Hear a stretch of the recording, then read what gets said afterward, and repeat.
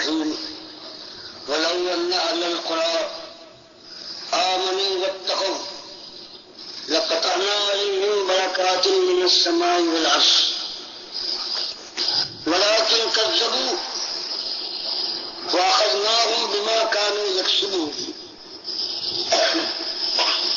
محترم سننے والوں، عزیز بزرگوں، پیاری ماں اور بہنوں اور بیٹیوں، تمہارے سامنے روزانہ یہ نقشہ ہے کہ ایک جوان ہے اور راستہ چلتے ہوئے ٹکرا جاتا ہے. چند گھنٹوں کا معاملہ ہوتا ہے اور اس کے بعد یہ جوان رانا یہ اس دنیا سے رخصت ہو جاتا ہے. یہ بھی ہے کہ اپنا محبوب اس پر انسان جان چھڑکتا ہے اور مشکل سے یہ خیال کرتا ہے کہ کبھی اس سے جدائی بھی ہوگی، لیکن دیکھتا ہے کہ تندرست ہوتا آنا تھا. گھر کی ایک ایک روش کے اوپر اس کی ہنسی اور اس کے پیدائش تھے، لیکن ایک بیماری کا دورہ پڑتا ہے، بخار میں تیزی آتی ہے، دل خراب ہوتا ہے، خون کی قے ہوتی ہے اور اس کے بعد وہی خوشی جو رئیسوں پر بکھری ہوئی تھی وہ غم میں تبدیل ہو جاتی. یہ زندگی کی مثال ہے. جیسے کلی ہے، بند کلی ہے، رات کو دیکھ کر آؤ، صبح نگاہ پڑے تو معلوم ہو کہ یہ کلی کلی نہیں رہی بلکہ پھول بن گئی ہے. بس یہ ہے زندگی کی مدت. اور اس کے بعد جو زندگی آنے والی ہے وہ کبھی ختم نہ ہو.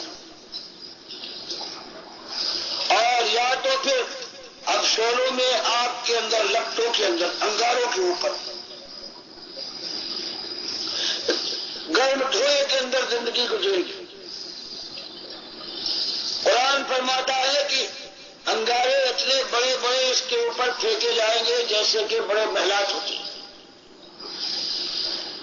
اور جب وہ وہاں کی زمین پر گر کر چنگاریاں نکالیں گے تو اتنی بڑی چنگاریاں ہوں گی جیسے کہ پیلے بڑے بڑے اونٹ ہوتے ہیں.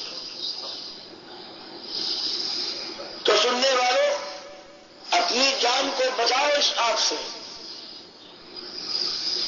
بچاؤ، اپنے پیاروں کو، جگر کے ٹکڑوں کو، کلیجے کے لالوں کو،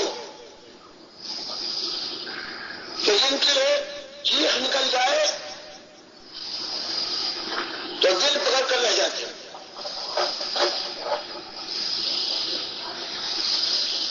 اور بچانے کا طریقہ کیا ہے وہ وہی بتا سکتا ہے جس نے انسان کو بغیر کسی حق کے پیدا کیا ہے، کھلا کر بڑا کیا ہے، بڑے ہونے کے بعد سمجھ رکھ دی ہے، اور پھر کہا ہے یہ میرا دین ہے، یہ میری کتاب ہے، یہ میرے رسول صلی اللہ علیہ وسلم نے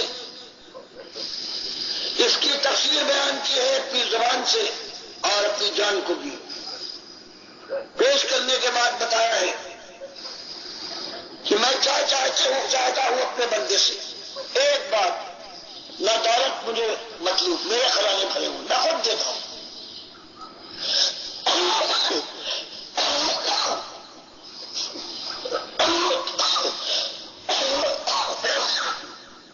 نہ خدمت گزاری چاہتا ہوں، یا میں کہتا ہوں کہ میرے گرد اپنی جانوں کا حفاظتی قلعہ بنا دوں تاکہ مجھ پر میرے دشمنوں کا کوئی وار کاری نہ ہو سکے. میں قوت متین کا مالک ہوں. تم کو سب کچھ دے کر میں نے ایک بات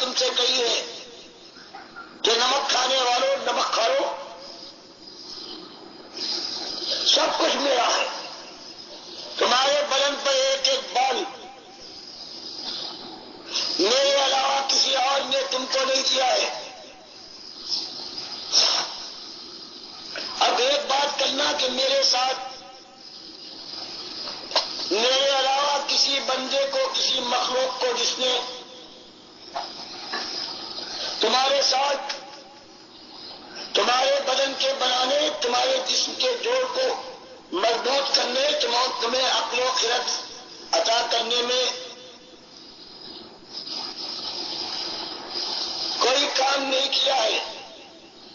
دیکھنا اس کو میرے ساتھ شریک اور شاہی بنا کر کہیں یہ نہ کہنے لگنا کہ اس نے بھی مجھے دیا ہے، وہ داتا ہے.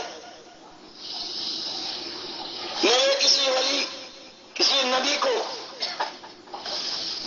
جو میرے سامنے جھکتا تھا، میرے سامنے کھڑا ہو جائے تو دل اس کا لرز لرز جاتا تھا.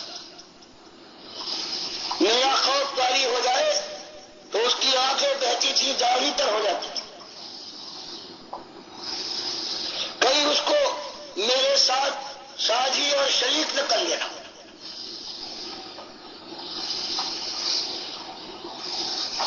اس کو میرے برابر نہ لانا، بلکہ اس ولی اور نبی کو اپنا رہنما بنانا.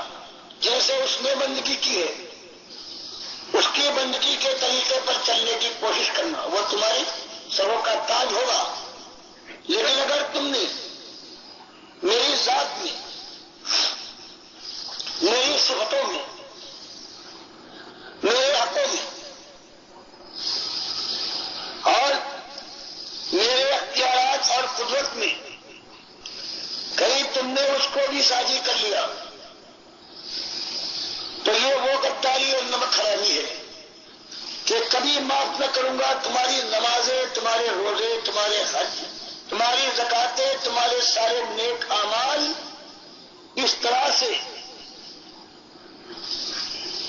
برباد ہو جائیں گے جیسے ایک راک کا ڈھیر ہو کہ دیکھنے میں معلوم ہو کہ پہاڑ ہے،